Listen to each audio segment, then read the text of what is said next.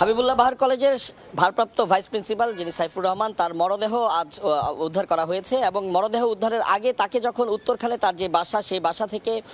গত সেহরির পরে কোনো একটি সময়ে সেখানকার বাসিন্দারা তাকে নিয়ে যান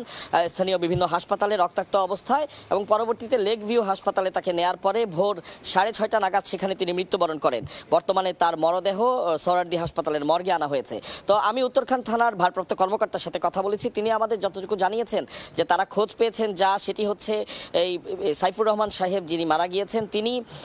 তার বাসা শান্তিবাগে থাকলেও তিনি গত 2-2.5 মাস ধরে উত্তরখানে একটি বাসা ভাড়া করে একা সেখানে থাকতেন। গত 2 দিন আগে তার দুজন আত্মীয় পরিচয় দুজন ব্যক্তি সেই বাসায় এসেছিল, একজন পুরুষ এবং একজন মহিলা, এবং ধারণা করা হচ্ছে তারাই তাকে গত রাতে হত্যা করে তারা সেখান থেকে পালিয়ে গেছে। এবং যতটুকু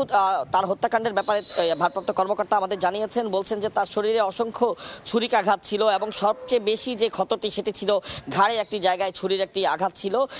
যার প্রেক্ষিতে হয়তো ঘাড়ের রগ কেটে গিয়েছিল এবং সেই রক্ত মানে অতিরিক্ত রক্তপাতের কারণেই তার মৃত্যু ঘটেছে এমনটি ধারণা করছেন। তো তারা বলছেন যে তাকে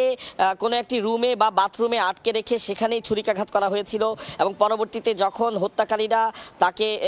মারার পরে সেখান থেকে চলে যান তখন তিনি কোনোভাবে সেই রুম থেকে বের হয়ে ব্যালকনিতে এসে চিৎকার করেন তাকে বাঁচানোর জন্য, যার কারণে আশপাশের মানুষজন শুনতে পান এবং সেখান থেকে তাকে নিয়ে রক্তাক্ত অবস্থায় হাসপাতালে নিয়ে যান যেখানে তার মৃত্যু ঘটে। তো এই ব্যাপারে একটি মামলা চলমান আছে, প্রক্রিয়াধীন, এমনটি আমাদের জানিয়েছেন ভারপ্রাপ্ত কর্মকর্তা। এই ছিল সর্বশেষ তথ্য আমার কাছে।